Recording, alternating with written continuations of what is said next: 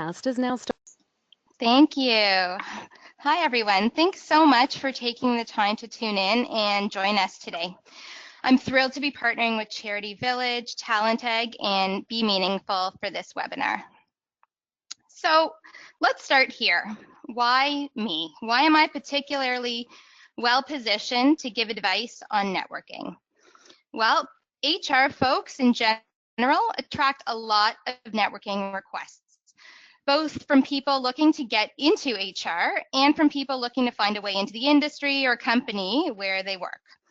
So when I worked at a large Canadian bank for 10 years, I certainly experienced this.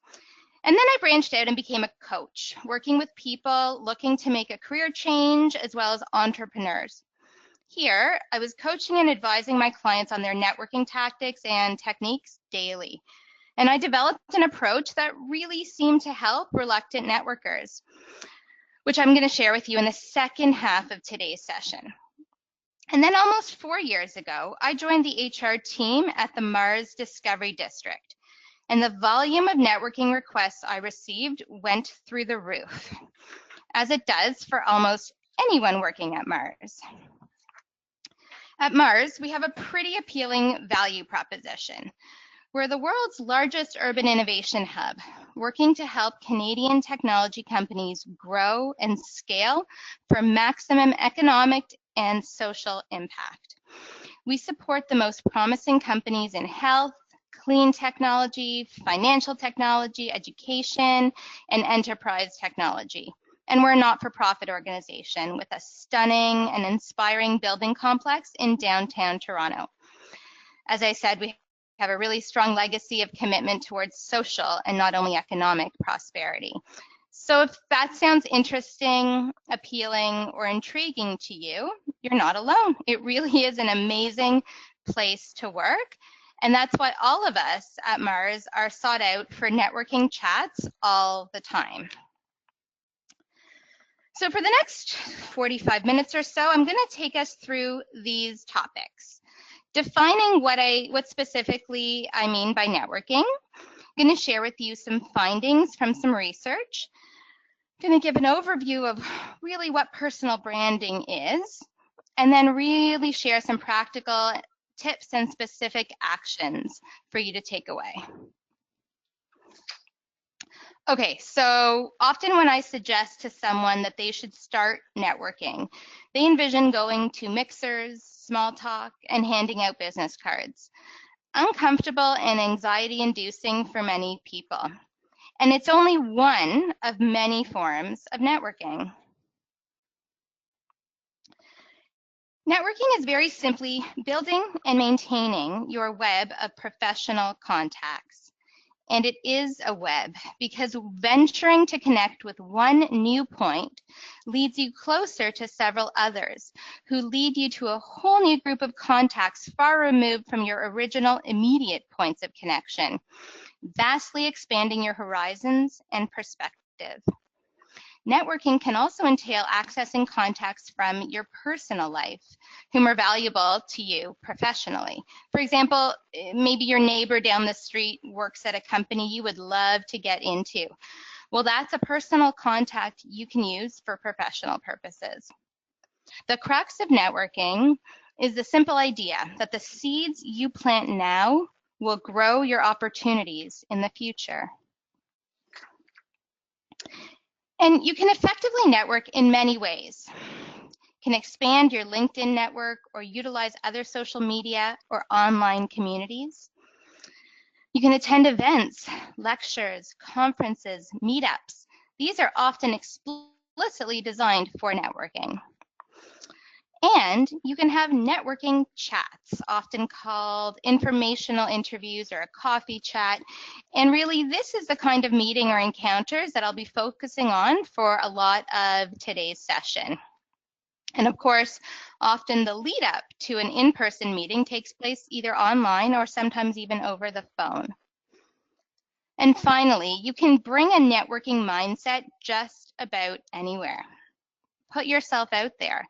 Outside of professional situations like a barbecue or party, an elevator, a lineup, you can strike up a conversation and see where it may take you. Now we'll move into more around the why of networking. Many of us get that networking is an essential part of an active job search. But once we land a stable job, we often drop all networking activities. It's hard enough to find time to balance our day job and our personal commitments. But a conscious effort to maintain a minimal level of networking activities when not in an active job search is the hallmark of effective career management. Networking serves many purposes, many of which are concurrent. You make new connections, you learn and gain intelligence, and it could be intelligence of a market, a landscape, a company. What's going on? What's the climate there? It's an opportunity to establish and communicate your brand and story. You can build goodwill, become someone they know, like, trust, and want to help out. And then it's important to, once you create it, maintain your network, keep in touch, stay top of mind. And engender introductions, which if you're in an active job search, really that's often the primary goal of meeting new people. And finally, for many people, there's an intrinsic satisfaction in building human connections, and in some cases, friendships. It really is a social exercise, not purely a business or professional interaction. It's really important to continue to grow and nurture a strong network for when you may need to lean on it. Okay.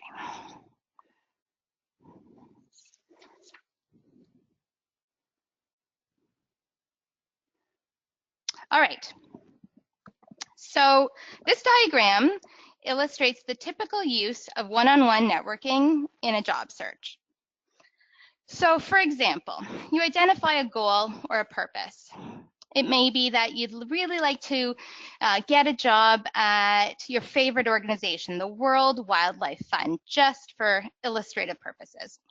So you would scan your existing network to identify a person that might be able to, that maybe knows someone that works at their organization, or that person works there themselves.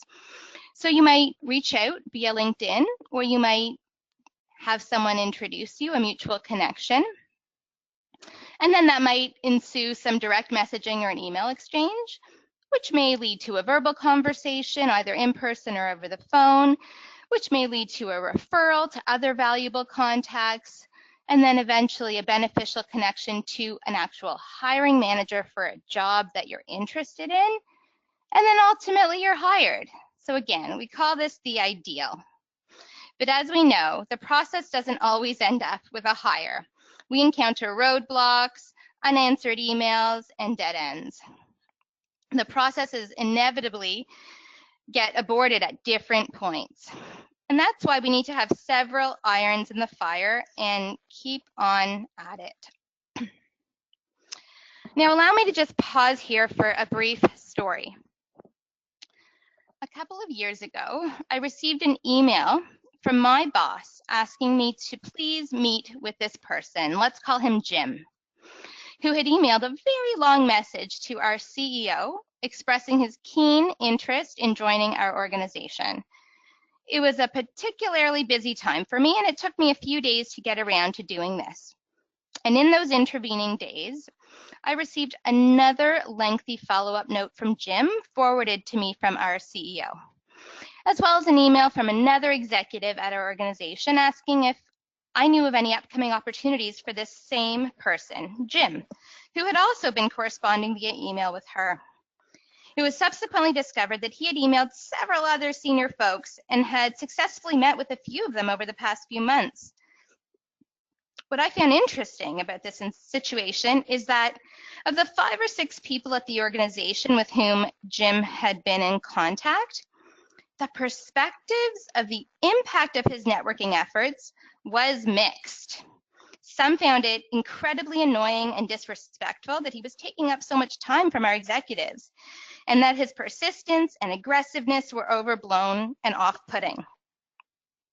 while others felt that he wasn't doing anything wrong. And while we didn't have any opportunities that seemed right for his skill set, that those efforts may indeed pay off in other organizations. Now, I had a personal opinion about his tactics, but that was all it was, my opinion. This situation with Jim emphasized to me that there, of course, isn't only one correct approach. So what I set out to do when embarking on planning this webinar was to conduct some primary research. The purpose was to test the conventional advice we often give and get. So I sent out a survey in June 2018. It was aimed at those who are recipients of proactive networking requests. And the way we got to those people was sharing via LinkedIn and Facebook, asking, are you sometimes asked to meet with new people for a networking chat? If so, we'd like your help. We asked what works, what do you appreciate, what advice do you have based on your experience? It was a total of 14 questions, and we had 116 responses. The makeup of those folks was 82% in their mid or late career, 58% identified as people managers, and 34% were at the director or executive level. And from that, we've distilled 8 key findings. And I just want to put a caveat out there that this is not about networking for business development or sales. There's a lot of overlaps and similarities, but that's not what this research and webinar is about. And I also want to stress that, especially for those of us who have some trepidation around networking, those butterflies that start fluttering in our stomach at the mere suggestion, well, if we start with some sound user research to test the conventional wisdom and advice, and if we have a plan, a clear purpose and intention for our efforts, and if we approach it as a human connecting with another human, curious and eager to learn, then I think we can help relieve some of that anxiety. In the coming slides, I'm going to share a fair amount of figures and details. So I want to emphasize that you will be receiving the presentation deck after this session for reference. So don't worry about taking down all the facts and figures. And after I share the research findings, I'm going to delve more into the tactics of how to engage in effective networking. Okay, finding number 1. Not surprisingly, LinkedIn is a critical tool and doubly so when personalized. Always use the personal message option when connecting with someone new on LinkedIn. It increases the chance that person will accept the connection by 100%. Now, you can only use this function if you are in the full profile view. Let's say you find someone you want to connect with, you have to actually go into their profile, and then you say connect with them, and then LinkedIn will actually prompt you to personalize it before it sends your connection request. However, if you are attempting to send a request to a connection from another view, let's say when you're scrolling through possible connections, if you simply click connect from that screen, it will not prompt you to add the personal note. The connection will immediately be sent without personalization. So here were the actual responses around that. We asked, if someone whom you do not know requests to connect with you on LinkedIn without a personalized note indicating why they'd like to connect, do you accept? And that is the purple responses on the graph here. 45% said always or sometimes. When we asked the same question in the opposite way with a personalized note indicating why they'd like to connect, the proportion of always and sometimes rose to 91%. So there is a huge impact in personalizing your outreach. What should my personal note say? Well, you want to include a bit about yourself, a little bit about the why you're connecting with them specifically, and mention any commonalities such as school, past employers, volunteer associations. Is there some connection you can make there? So finding number 2. Okay, some of these findings may seem obvious, but the purpose again was to validate or challenge our core assumptions around networking. So here, referrals really work. People trust and respect their network. And here's what this survey showed. If someone is referred to you through a mutual contact, do you tend to accept their invitation to meet or speak on the phone? 74% said always. And if you refer networking contacts to other people in your own network, what do you tend to find?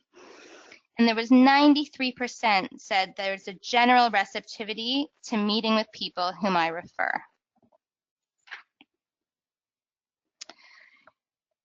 So I think we've all heard the advice, don't give up, be persistent, show tenacity, don't get lost in their inbox, follow up, follow up. Well, this is cause for some pause.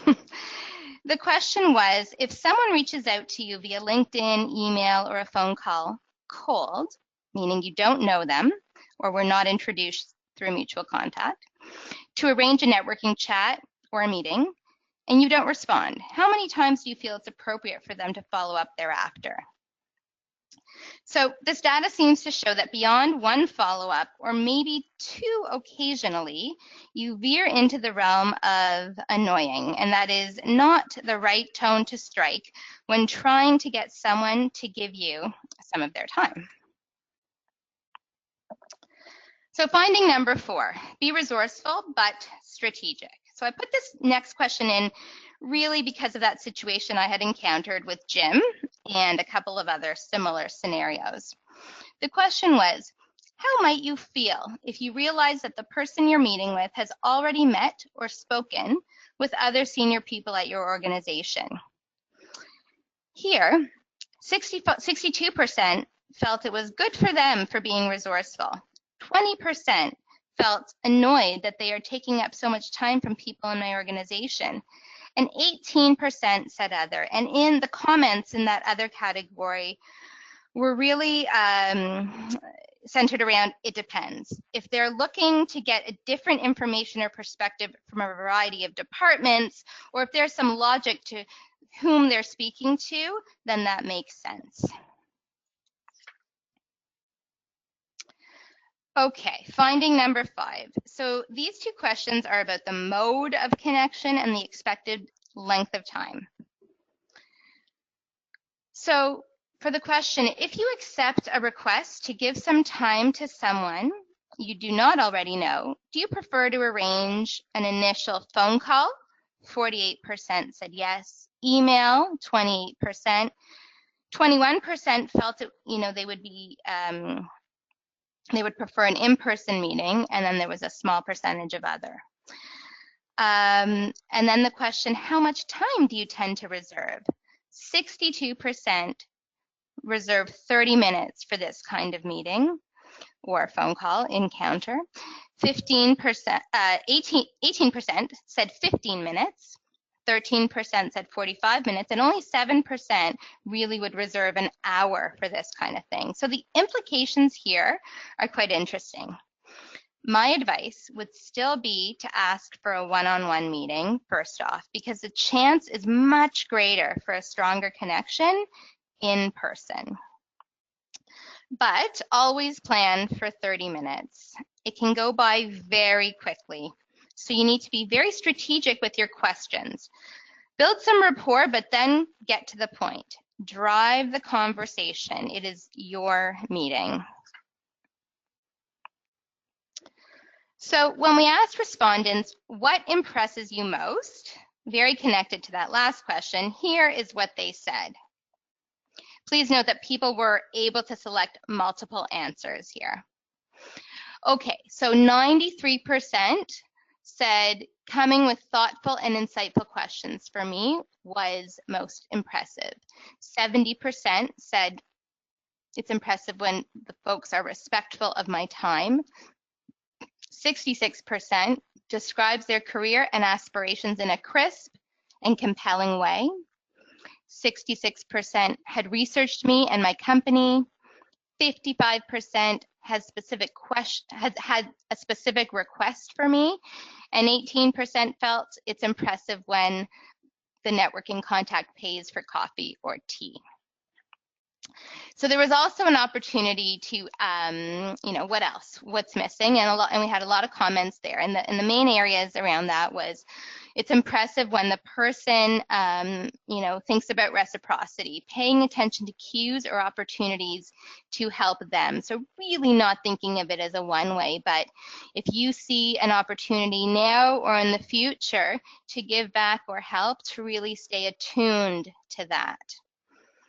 Being gracious, appreciative, sending a thank you note, following up if you had promised to, send an article or whatever follow-up items may have been discussed, forward your resume, whatever it may be.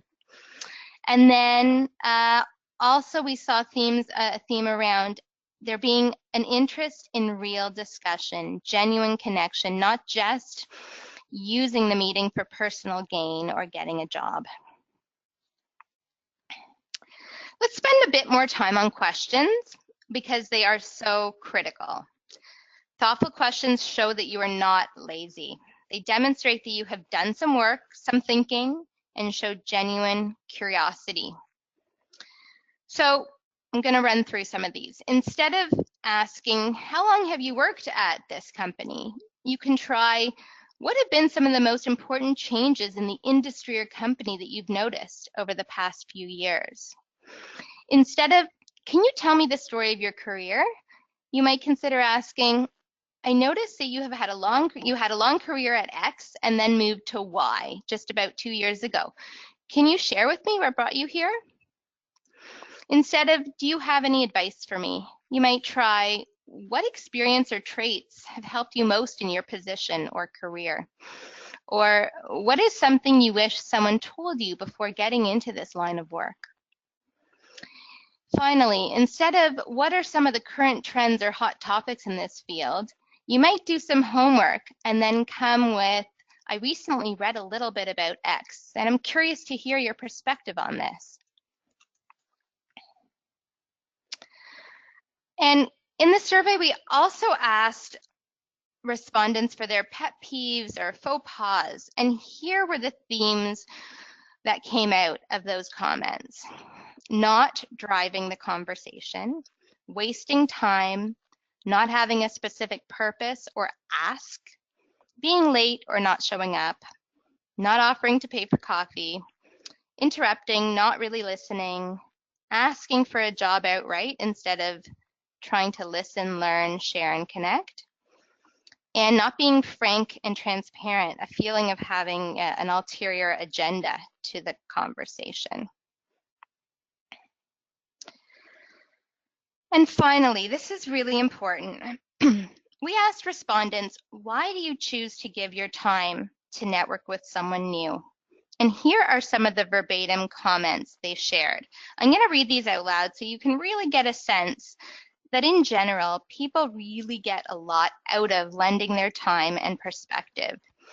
This is important to keep in mind when we are revving up the courage to reach out to someone new or nervously waiting in the coffee shop for our new contact to arrive. So here we go. Why do I do this? As a favor to the people who ask me to do it, who I may want to ask a favor in the future. I know what it's like to be struggling to get a foothold. If I think I can help, I choose to meet. If someone is willing to learn, I'm willing to teach. My little contribution will come back in some way to help make my own workplace better. In my career, I've had people be very generous in their time, insights, and network. I feel it important to pay it forward. It's a really small world, and you never know where that other person might end up that may help you later. It's an ego boost for someone to ask your advice. Many did it for me. I believe in paying it forward. Useful things often come out of unexpected conversations. And here is how the sentiments of our respondents stacked up on this same question. when asked to select from this choice of 4 answers we provided. So again, they were able to choose more than one answer. So this was the chosen options for them to select, and they could also put some verbatim comments, and that's what I just read in the last slide. So here, 89% responded with, it's important for me to give back and help others in their career. 59% selected, I tend to gain knowledge and insight from meeting new people. 52% said, I enjoy meeting new people. And 41% said, I am always sourcing talent for future opportunities, either in my team or to refer to others. So this brings us to the end of the survey findings. And now we're going to switch gears and get more into the how of preparing to engage in effective networking without the butterflies. I'm just going to pause here. Marina, is everything going okay? Can everyone hear me? Yes, everything's going wonderful. Thanks, Gabby. Okay, perfect. Okay, so here's an overview of the process I recommend, and then I'm going to delve into each component afterwards. Number one, you're going to want to segment your existing network so you can be deliberate about who you'd like to call on for what purpose. You'd like to get clear on your brand so you can communicate clearly and authentically. You're going to want to tailor your messaging, written and verbal, to communicate your brand. Then you're going to want to edit and refine your story, and then you will be ready to get out there and network and communicate. So, segmenting. I really conceive of 2 kinds of meetings, and I suggest identifying distinct contacts for each kind of meeting. So there are exploratory meetings you're going to want to have where you can be candid. There's trust. This is maybe friends, former colleagues, extended family, people who you can be totally candid, you know, like, is this even an area I'd like to get into? Exploratory. And then there are strategic meetings and strategic contacts. These meetings are going to be more focused and more targeted. Reserve your high-value targets, people with high influence, whom you may not know well, for these kind of meetings. So let me elaborate further. If you secure a meeting with someone you don't know well and who's very busy, at some point in the maybe 20 minutes that they reserve for you, after you exchange pleasantries a bit, they're going to ask, so how can I help you? You need to be ready to answer this question. If you go in super well researched, focused, targeted, and you happen to impress that person, they may want to either help you or hire you.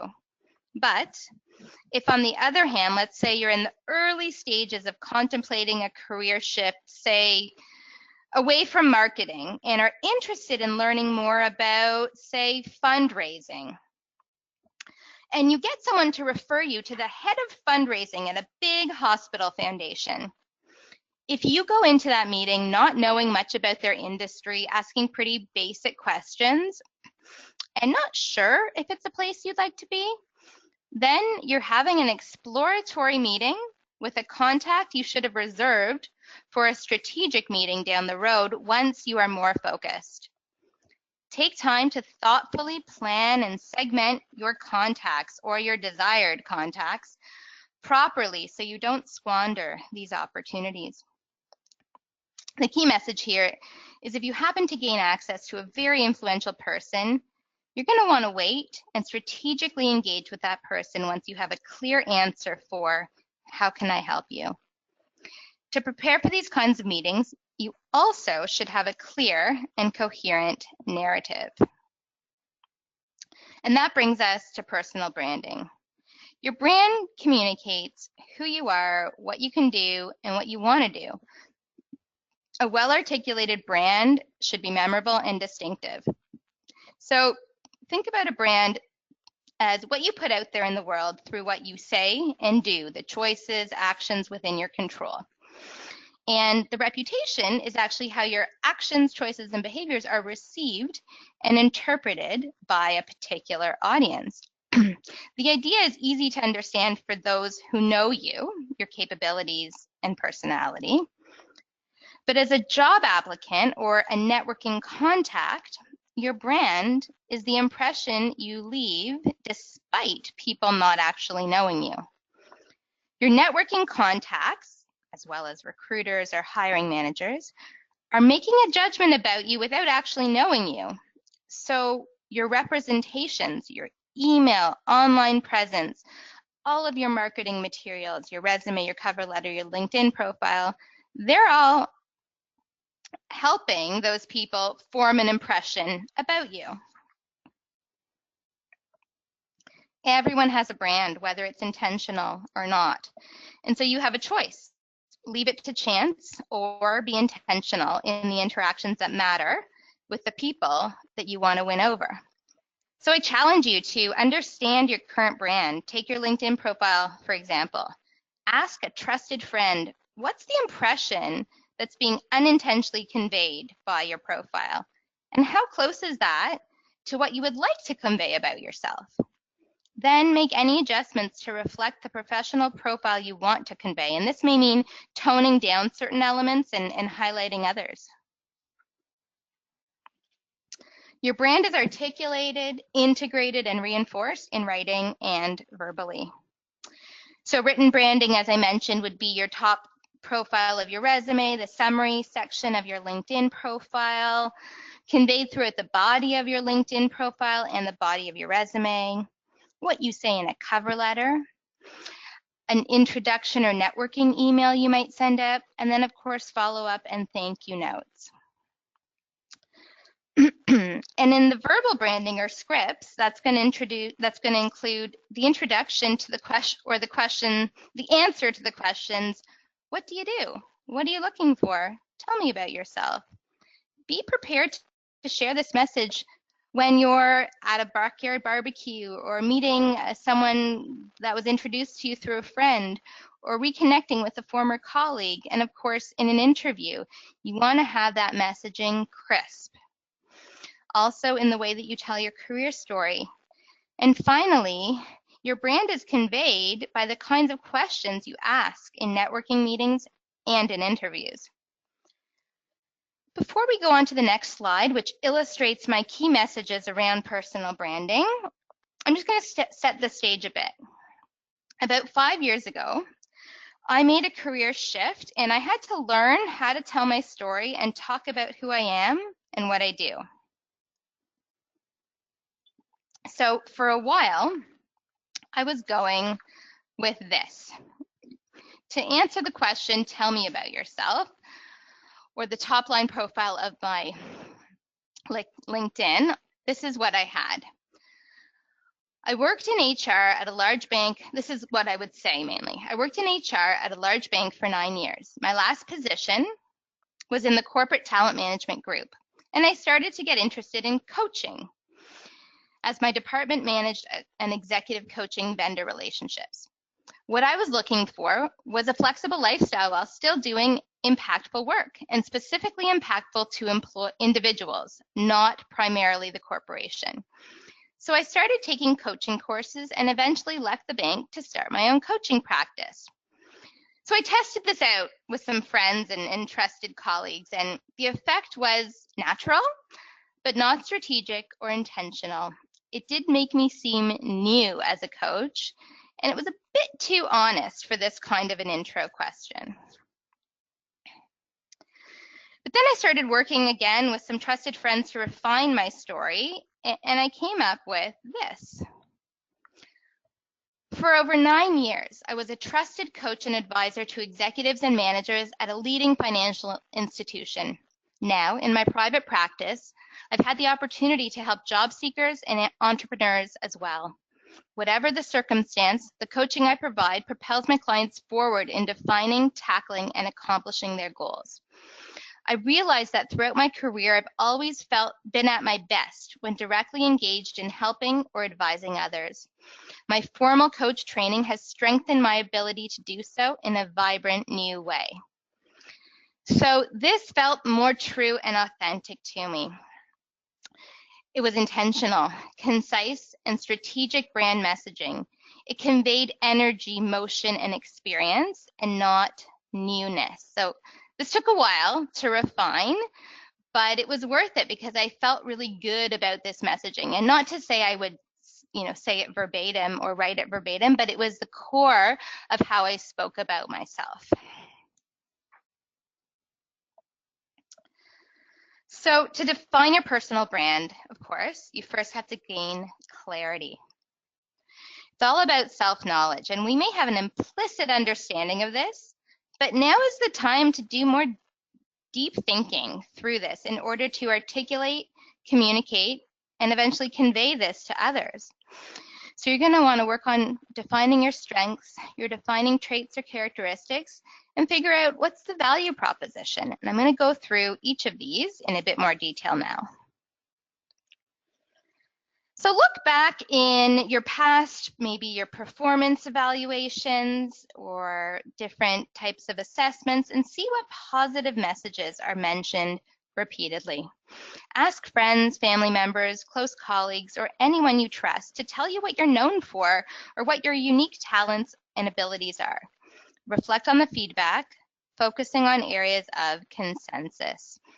From this research, and then your own reflection, you're going to want to list the things that you're particularly good at. You're above average or better than a lot of your peers. These can be skills, talents, expertise, or some depth of knowledge. Now, consider things that you enjoy or are passionate about. Things that make you feel really good or proud or really put a spring in your step. Now, it might seem that these are often the same things, but that's really not always the case. Someone might be particularly gifted at writing, really good at it, comes naturally to them, but they wouldn't want to be doing too much of it or have a role that's really centered around that. The same goes for someone who may love dealing with clients or donors. But if they're honest and they look around at their peers and notice that donors respond better to their peers, they seem to get better results. So maybe that's not your particular strength just yet. The overlap of the things you're really good at and the things you enjoy is really your strengths or your superpowers. If you were able to find a job that allowed you to use these strengths frequently, then you will thrive, grow, and really find true career satisfaction. So then you're going to want to think through, the top 3 to 5 defining traits or characteristics. Again, what are you really known for? If you've ever done a personality assessment, this is the time to go back and reread that report. So from that exercise, the strengths, the traits or characteristics, you start to understand your value propositions. What are your top assets? Knowledge, skills, attributes, experience. And what are their associated benefits? How do they address the issues or needs of your target employer or your client or your audience? So again, you're going to want to think through this messaging when you are going into an interview or when you are about to meet an important networking contact. So once you know that you're coming from an authentic place and the story feels true to you, then you can start showcasing and highlighting it. So it's all very well to say I have very high attention to detail or I love analytical tasks, but you have a keen opportunity to show that too in every interaction you have as you are networking or interviewing. To make this a little bit more real, we'll share a few examples. So if you want to convey that you're organized, meticulous, have a high attention to detail, then these are the ways you can show it. You're going to want to send a meeting invitation once someone confirms a time to meet with you. You're going to want to confirm that meeting the day before. Bring a copy of your resume and send a prompt thank you note thereafter. If you want to convey that you are creative, then you're going to want to bring some super out-of-the-box questions. You're going to want to have a very creative and modern resume, some of your creative work pinned to your LinkedIn profile, and probably a personal website or portfolio. If you want to convey that you are a strong relationship builder. Then you're going to want to build rapport really well, not exhibit nervousness, have keen listening skills, research the background of your person you're meeting with, bring keen, curious questions, really focus on the other person, find some value to offer them, be polished and prepared. Those are just some examples of how you can show the brand you want to be conveying. So all of us will be asked to tell me a little bit about your experience or your career. And I wanted to share some tips to transform this from a list of jobs and titles into an interesting and compelling story. So you do want to tell it like a story. Keep it interesting and memorable. You can consider framing it in, let's say, 3 acts. What are the 3 distinct phases of your career? You want to really focus on key turning points, incorporate lessons, thoughtful reflection, and insight. You know, I did this for 6 years, and what I realized was this, and what I learned from that experience was that. Insert the personal, how you felt at certain points, what motivated or influenced you to make different decisions, and then you want to practice it. You want to edit. You want to have people give you feedback so that you have a compelling, crisp, and true story. So I know we've covered a lot of content in this session, and you will, as Marina said, all be receiving the presentation and a recording. Just going to take a moment to recap the key messages. So first, on the general topic of engaging in networking meetings, referrals really work. People trust and respect their network. So try that avenue first. Personalize all LinkedIn outreach. Don't be annoying. Persistence is not appreciated as much as we may be told. Be resourceful. Leverage different angles in a strategic way. Drive the conversation and plan for a 30-minute conversation, and it may be a phone call. Questions are key. Take some time to prepare for those. Take some time to prepare for each meeting. Think through what you want to get out of it. Consider opportunities for reciprocity. Be gracious, direct, and to the point. And remember, there is a lot in it for them. And then in terms of personal branding, here are the key messages we covered. Uncover your brand. It's there. You just need to discover it. Communicate with intention and authenticity. Show as well as tell. Segment your networking contacts and be planful. With high-value targets, always know the answer to how can I help you. Tell your career story in a memorable and compelling way. And that brings us to the end of today's webinar. Before we take a few questions, I just wanted to thank everyone so much for tuning in. I hope that you can take away some valuable insights or tips or approaches to confidently thinking of networking as planting, cultivating, nurturing the seeds that you will need to grow your opportunities in the future. Thank you. Wonderful. Thank you so much, Gabby. What a fantastic full presentation you gave us today. This is great. So let's jump right into some of the questions that have been coming in. So let's go back to the beginning with the survey that you presented. Can you talk just a little, briefly about the methodology or sort of how that survey was done and how the recipients were chosen? Sure. So it's not a scientific survey. It was my own initiative, and it's not a Mars corporate initiative either. It was just, I'm doing this survey. There's a lot of conventional wisdom out there. Let me test some of the assumptions. So just going to put that out there. We did it in a tool called FormStack, and we basically, I say we because my colleague David Coe at Mars did help me with that. I realized I didn't thank him, but he was on that slide. So basically we created 14 questions and we shared it on LinkedIn and Facebook, and it really just went to my network, and then about 5 people shared it with their own network. And so that was in terms of the makeup, I think there was 20 people from my organization, Mars, of the 116. And then it was for sure skewed to my own network. So again, not scientific, but the only qualifier it was, are you sometimes asked to have networking chats with people you don't know?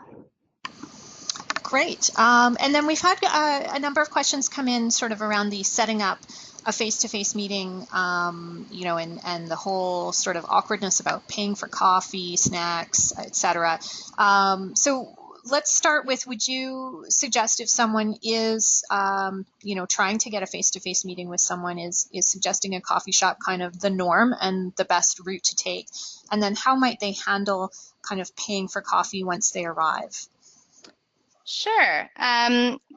My suggestion would be to always put it on the person you're meeting. Say, I'd be happy to come to your office or meet at a coffee shop nearby. Like, always put it on them, whatever is the most convenient for them. So you are definitely going to them, whatever is most convenient for them. So be very open to making it work for them.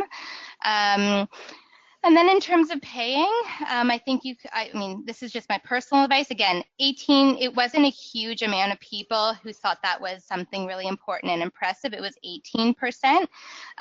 But a suggestion I would have is to, if it's a coffee or a tea, it would be to offer to pay. So I don't know, like as you're getting your money, I'd just say, please, it's on me, or something like that. But again, if that is not a deal breaker, and so that is not in your comfort zone, then that does not seem to be a huge issue. Great. Okay, and then let's move on to attending conferences and events. So we've had quite a few questions about sort of how to put this in practice when you're in a group setting. And I'm guessing that, maybe what the focus there is going to be on kind of having some more limited personal connections, and then using those connections later to set up some more in-depth meetings. Is that what you'd suggest, Gabby? Yeah, so again, the opportunities in the group sessions, like conferences and events, is to have a crisp message, right? So, hi, I'm Gabby. Hi, I'm Marina.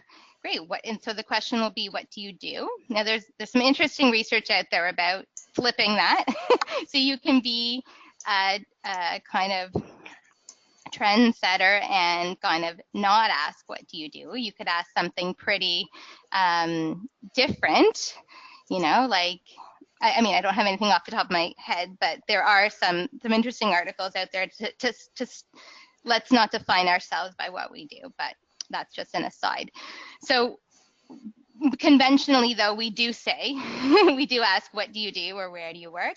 And so have that be prepared for that. What is the message you want to convey there?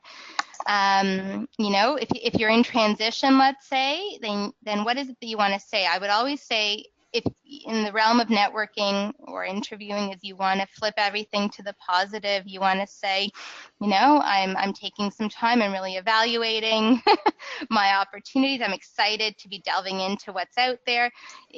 My advice would be to put an optimistic kind of frame to it. Again, that's not always the case. That's not always possible. Without knowing the specific circumstance, I may have different advice. But my key message is be intentional. Like, you're going to the event. So what is it in your head that you want to convey to people when they say, who are you? What do you do? And then the second point there, Marina, around how do you, I guess, continue the connection beyond someone you might be sitting next to at an event. For sure, I think connecting on LinkedIn is good. And then that is, once you've met once, that is a warm contact. That is, or a full contact at that point. And so way easier to continue that relationship beyond than just reaching out to someone warm. So that is a really great way to expand your network there. And then when you connect with someone in the future, they already know you. So the barrier is less. Excellent. Good stuff. Okay, and now how about advice for anyone who might be starting out from scratch in, say, a new city, doesn't really have many contacts there at all, maybe none. Is there a good particular way to kind of get started so that, maybe not everything is being done cold on LinkedIn? Yeah, for sure. I definitely think in that case, meetups and events, there is so much happening these days. That realm has really exploded.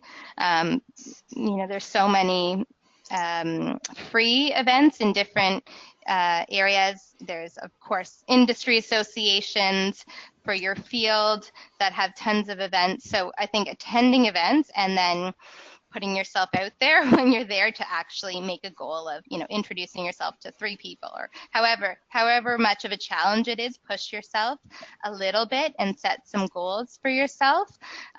So yes, new to a city or trying to break into a new field, events are an amazing environment for that, because that's kind of what they're intended for, like to meet people and network and share perspective.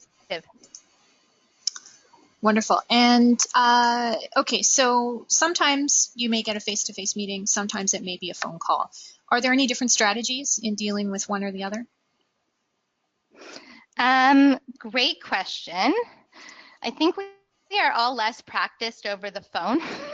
These days, we speak a lot less, especially younger generations speak even less. It's less frequent. So I know a lot of people are very nervous over the phone, but I'll tell you, this is anecdotally why I think a lot of people go to a phone call, is that it just takes a bit less. First of all, the expectation is that it will be shorter. So there's just less kind of chunks of time to kind of travel time to the coffee shop or whatever. So it's kind of a bit of a screening tool. I'm also going to share something that isn't in the survey, but it's more from personal experience. When I am overwhelmed with networking requests, like when I have a lot of people reaching out or it's a really busy time for me, that's also a way, like it cuts down the time. I think often if you have a phone call, it's often 15 minutes.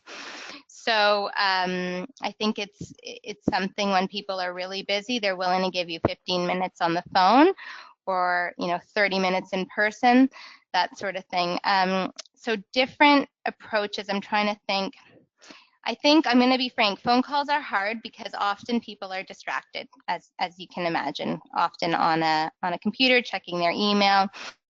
So I think the number one thing I would say is to have compelling, crisp questions, because then that way the person is focused, and definitely have done your research. I mean, it's a little disappointing when I sometimes will do a phone call if I'm really busy with someone who's reached out to me and they're like, tell me about Mars, or there's just really basic questions, and that feels like a waste of time. So you will have done your research, you will have focused questions. But again, my best advice is to make it as easy as possible for that person to meet you face to face, because the ability to connect is greater. So say I'd love to come to your office. I'm in the neighborhood, however you want to position it to just make it easy and not seem like a big hurdle for that person to meet you. Wonderful. And then once the meeting has taken place, whether it's a phone call or face-to-face, how quickly should you follow up with a thank you, and sort of what should that thank you say? And perhaps maybe you can even get into a little bit of how do you continue that relationship then going forward after you've sent that thank you note? Sure. So I have, I think really shortly thereafter is perfectly good and perfectly fine. So let's say you get off the call and, I don't see any reason why immediately it would be a bad thing, but definitely within a day or two. And I mean, if the conversation went well and you kind of shared perspectives and maybe you talked about a resource like a book, an article, a podcast you just heard or something, in the meeting, you can certainly say, oh, I'd be happy to share that with you, or let me send you the link. And so in that thank you note, like if that happened to be the case, then you're going to want to for sure do that, send the link to the article or what have you. And then, I think maybe at the your thank you note, say I had such a great conversation. I would love, I very much like to keep in touch, and then diarize to do that in some good cadence, which is not going to be frequent, right? I mean, it really depends how the connection went. If you really connected with that person, there may be, reason to stay in touch more frequently. But I mean, there's a few people who kind of reach out to me 2 or 3 times a year and ask for a catch up, and sometimes I can accommodate it and sometimes I can't, right? And so then maybe just be once or twice a year that we catch up for a coffee. And frankly, those are the times that there's some reciprocity. Like I will continue the relationship. In many cases, if I find it interesting to talk to that person, in some way, like I get something out of the relationship. So that's kind of how a long-term connection is formed. Right. So just like any relationship, the reciprocity is very important. Yes. Exactly. Okay. Wonderful. Well, I think we're going to close it there because I'm conscious that we're running up on time. Thank you again, Gabby. This has been a fantastic session. We really appreciate having you with us. Thank you, everyone, for tuning in. And before we sign off, I'm just going to remind everyone that we'll follow up with you by email tomorrow morning with the webinar recording and the slide deck. There will be a short survey there as well. That takes less than 5 minutes to fill out, so we hope that you'll complete that for us if you can. You'll have an opportunity there also to let us know if there's other topics you'd like to see covered in a future session. For those of you that might be working in HR or management, I hope that you'll join us on September 6th. We have a very important session, 5 things you need to know about workplace harassment investigations.